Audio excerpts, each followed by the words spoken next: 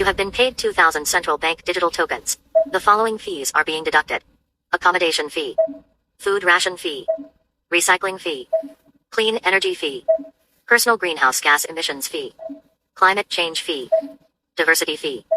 Your current remaining balance is 5 central bank digital tokens, and if not spent, it will expire in 7 days.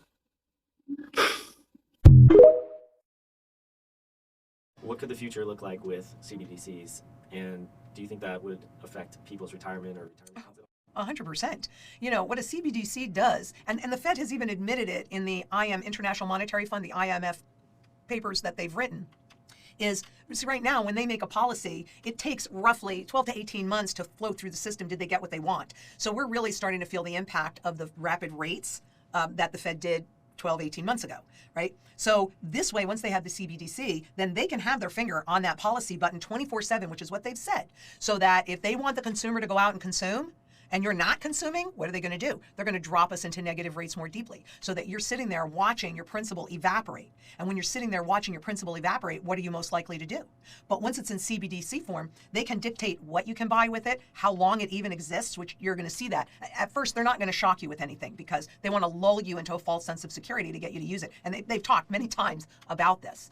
So at first, it's going to seem kind of normal, like people are used to credit cards. Most people are used to credit cards and debit cards and all of that. So and of course, they've heard all about the cryptocurrencies, and we see what's happening in that arena. And remember recently, I can't remember whether it was the BIS or the IMF, but they came out with a paper, basically, private cryptocurrencies bad, central bank cryptocurrencies good. So they're trying to get you lulled into a false sense of security. And then once they have you there, and let's say that a lot of the population does make that deposit into that FedNow and CBDC account, right?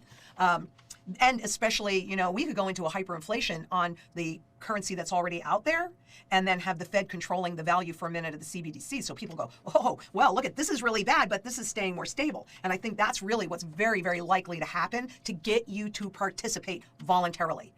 That, frankly, makes having physical gold and silver outside of that system critically important, because if you have everything inside of their system that they have their finger on 24/7 and can dictate everything about it, they have you by the cojones, right? So this is why it's absolutely critical for you to be as self-sufficient and independent in as many ways as possible. Food, water, energy, security, barterability, wealth preservation, community, and shelter. Because the more independent you are, the less control they will have over you. And they are attempting this. I don't think it's a foregone conclusion.